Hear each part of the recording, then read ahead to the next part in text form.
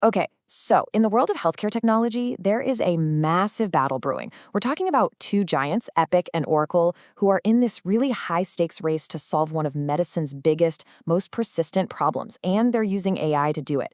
Now, this isn't just some corporate rivalry. This is a fight that could literally redefine the future of your healthcare. So let's break down what's at stake. So, what is that big problem exactly? Well, it's the fact that our healthcare system is kind of stretched to its breaking point. And a huge part of that is clinician burnout. Doctors and nurses are just drowning in administrative work, spending hours and hours clicking boxes and typing notes instead of what they're actually there to do: focus on patients. And this isn't just about being busy. As Microsoft's Peter Lee puts it so well, it actually gets in the way of the human connection that's at the very heart of medicine. The technology that was supposed to help, the electronic health record, the EHR, has, in a lot of ways, just put a screen right between the doctor and the patient. But this is where AI comes in, with a huge, huge promise. Early studies are already showing that some of these new AI tools can cut down on a doctor's after-hours workload, that dreaded pajama time, by as much as 30%. And that's not just about efficiency. It's about giving clinicians their time, and maybe more importantly, their focus back. So who's leading this charge? Well, the race is pretty much dominated by the two companies that control the vast majority of our digital health records. On one side, you have the established Titan, Epic Systems. And on the other, you've got the tech behemoth Oracle, which just recently acquired its longtime rival, Cerner. And you really couldn't have picked two more different players. Epic is this privately held giant, right?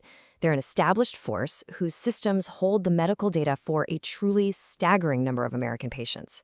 Then you've got Oracle, a massive publicly traded tech corporation that just made a huge $28 billion bet on healthcare by buying Cerner.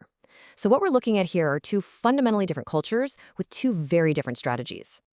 All right, first, let's dig into Epic's playbook. Their strategy is all about methodical evolution. They're not trying to burn the whole thing down. They're leveraging this massive treasure trove of data they already have to roll out practical tools that hospitals can start using, like, today. Yeah, so Epic is not trying to reinvent the wheel here. Their whole idea is to add these powerful AI layers right on top of the EHR system that hundreds of thousands of doctors already know and use every day. It's all about enhancing the system they have, not replacing it from scratch. And the fuel for their AI engine? It's data, a truly mind-boggling amount of it. Their Cosmos research database has the de-identified records of 226 million patients. Just think about that for a second. It is an almost unimaginable pool of real-world medical info, and it gives them this incredible head start for training and validating their AI models. And this data-first approach, it's already delivering results at an astonishing scale. So take their AI-powered message assistant. It helps doctors draft replies to patient emails. It is already generating over 1 million draft messages every single month. This isn't some pilot program in a lab. This is AI deployed and working in the real world right now. And it's not just about text either. Their ambient voice AI, which is basically a tool that listens to a doctor-patient conversation and automatically turns it into a clinical note, that's already being used or piloted in 186 healthcare organizations. So you see the strategy, right? It's clear. Deliver functional AI tools into the hands of clinicians as fast as possible. Okay, so if Epic's strategy is evolution, Oracle's is, well, it's pure revolution. They're not just adding new features. They're making a massive bet on a bold, ambitious, and total ground-up rebuild of the entire Cerner system. In this quote from Oracle Health's Seema Verma, it says it all. They believe the old foundation just can't support the future. Their plan isn't to just bolt new stuff onto the old Cerner system, it's to build something entirely new, with AI and voice commands woven right into its DNA from day one. And this is really the core of their vision. They want to transform the EHR from this passive system, basically a digital filing cabinet, into an active system of intelligence. They're picturing a platform that doesn't just store your information, but actively helps doctors make decisions, automate tasks, and coordinate your care. But, and this is a big but, here's the catch. While the vision is absolutely grand, many of Oracle's most impressive AI features, like their flagship clinical digital assistant, they aren't widely available yet. They're still in pilot programs or listed on the roadmap as coming soon. So you've got these two completely different strategies playing out. One is all about deploying tools right now. The other is about building a brand new platform for tomorrow. So the big question is, who's actually winning this race today? Well, if you look at the data, we get a pretty clear answer, for the moment at least. A Gartner survey of hospital CIOs looked at who was using generative AI tools, AI that can create new content like summaries or text.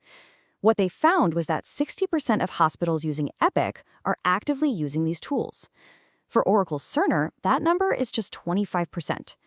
So, in terms of current real world adoption, Epic has a pretty significant lead. This table really just boils it all down, doesn't it? Epic's big advantage is in what's working right now. They have widely deployed tools, and they're powered by that massive data advantage. Oracle's advantage is its powerful cloud infrastructure and its revolutionary vision for what comes next. It's a classic race between the steady incumbent and the disruptive challenger, a real-life innovator's dilemma playing out in healthcare. So let's move past the corporate competition for a second. How does this AI race actually affect us? Because this technology, it's about to fundamentally change the experience of both giving and receiving medical care. So what does it all mean for you? Well, for doctors, it means less time on paperwork and more time actually focusing on patients. For us, as patients, it could mean faster replies to our questions and more face-to-face time with a doctor who isn't totally distracted by a computer screen. But of course, the big catch is making sure these AI systems are accurate, safe, and that we don't lose that essential human touch in medicine. And you can bet that regulators are taking notice. The FDA is already starting to treat some of this AI software as a medical device, which means it requires real oversight. We're also seeing new laws that could require your doctor to be transparent and actually tell you, hey, just so you know, an AI helped draft this note, or an AI helped suggest this plan. Which really brings us to a final critical question.